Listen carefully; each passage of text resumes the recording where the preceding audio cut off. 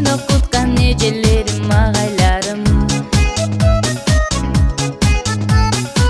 Мектебим тарбиялап чоңойттун го мени дайым. Баш ийип тайзым кылам, бизде де адам кылган. Мектебим сен унутпай өмүр бою сени сыйлайм. Классташ кыздар балдар, кайдадыр алыстарга учасыңар. Классташ кыздар балдар, куш болду кече келе балапандар. Классташ кыздар балдар, унутпа уяңарды учкан коштар. Классташ кыздар балдар, каалаймын ачылса экен ал жолуңар. Дос болуп 10 жыл бою бир класста бирге окудук. Дос болуп бала кезден кубалашып биз ойнодук.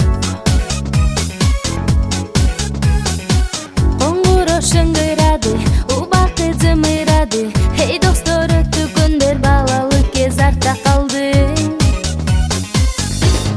Классташ кыздар балдар, кайдадыр алыстарга учасыңар. Классташ кыздар балдар, куш болду кече келе балапандар. Классташ кыздар балдар, унутпа уяңарды учкан коштар. Классташ кыздар балдар, каалаймын ачылса экен ал жолуңар.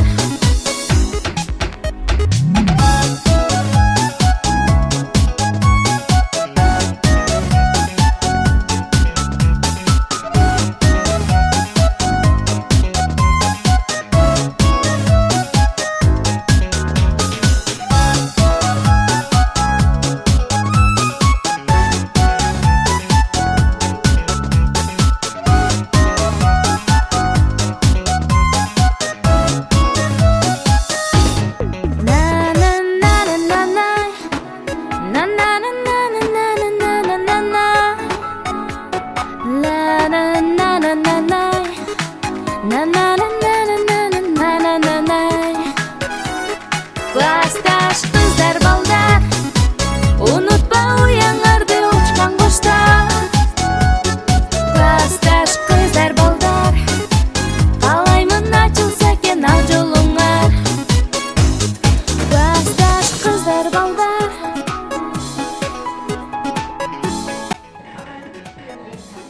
Классташ кыздар балдар.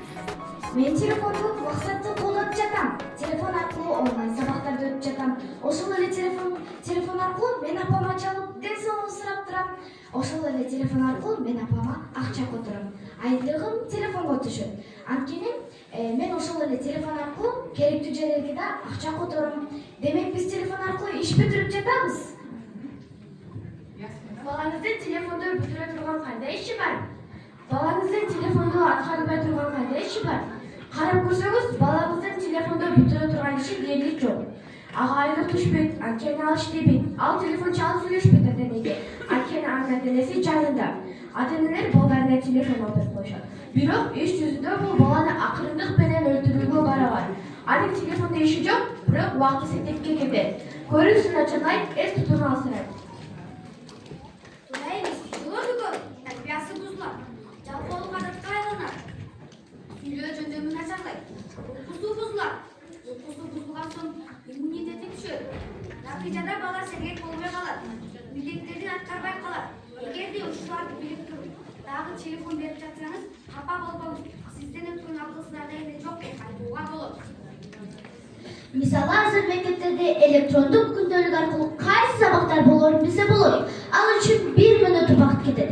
Бүгүн кайсы сабакта кандай баа алганын да билсе болот. Көп дегенде 2 мүнөт убакыт кетет.